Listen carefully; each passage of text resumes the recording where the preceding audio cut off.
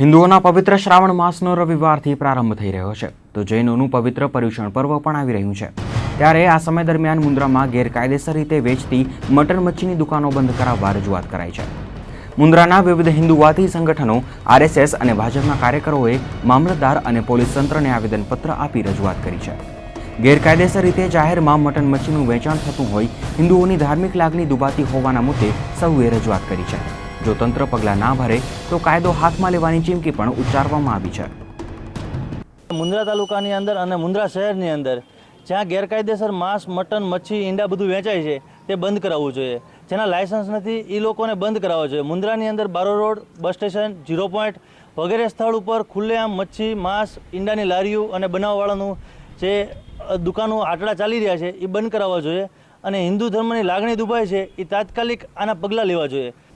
ઇન્ટરનેટના યુગમાં આખું વિશ્વ એકદમ નજીક આવી ગયું છે. વિવિધ મોબાઈલ એપ્સ અને સોશિયલ નેટવર્કિંગ સાઇટ દ્વારા યુવાનો પ્રતિપળ એકમેકના સંપર્કમાં રહે છે, પોતાની ગતિવિધિ અને અંગત બાબતો શેર કરે છે. જો કે આ સુવિધા બેધારી તલવાર જેવી છે.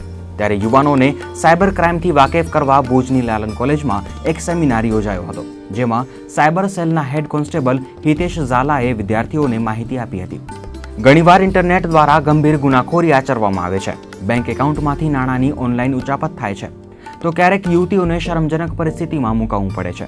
ત્યારે સાયબર ગુનાખોરીથી બચવા કેવી રીતે સાવચેતી રાખવી જોઈએ તે અંગે સેમિનારમાં માહિતી માર્ગદર્શન અપાયા હતા. ઇન્ડિયન પ્લેનેટરી સોસાયટીના સહયોગથી આ સેમિનાર યોજાયો હતો. પેરેન્ટ્સ માટે તો એક જ સંદેશ છે કે જ્યાં સુધી બાળકને એ ટેકનોલોજીના ગેજેટ્સની, ઇલેક્ટ્રોનિક ગેજેટ્સની જ્યાં સુધી જરૂર ઊભી નથી થતી ત્યાં સુધી એ ગેજેટ્સ આપવું નહીં.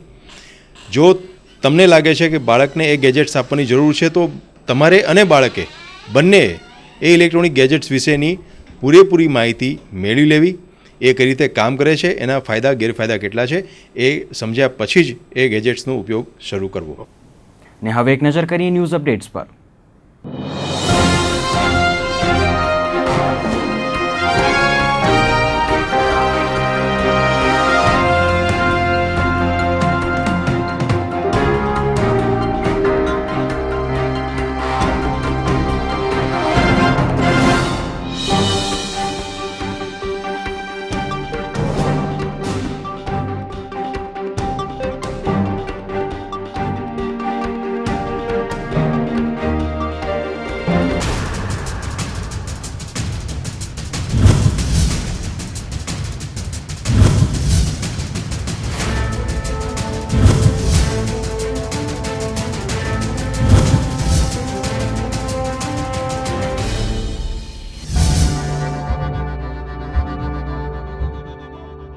ને સમાચારના અંતમાં ફરી એક નજર આજના મુખ્ય સમાચારો પર.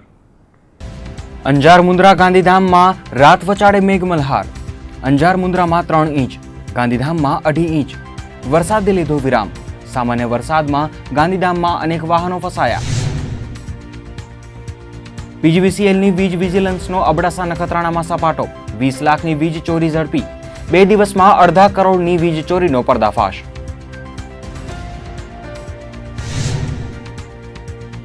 ભુજમાં બળાત્કાર પીડિત પત્નીને ન્યાય અપાવવા પતિએ આપ્યું બલિદાન. ગળે ફાંસો લગાવી કર્યો આપઘાત. દોડતી થયેલી પોલીસે ગણતરીના કલાકોમાં બંને આરોપીને ઝડપી લીધા. અંજારનો લાંચિયો મામલતદાર ગિરીશ નિસરતા પાલારા જેલના હવાલે. એસીબીની ખાસ કોર્ટે ગિરીશ નિસરતાની જામીન અરજી કરી રદ. ને ભુજના જાદવજી નગરમાં પાણીના વોકડા પરનું દબાણ બચાવવા રચાયો કારસો.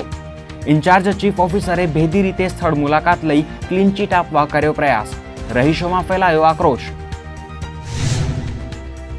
તો આ હતા આજના કચ્છ ઉદય ટીવી ન્યૂઝ. ફરીથી મળીશું આવતીકાલે. નમસ્કાર.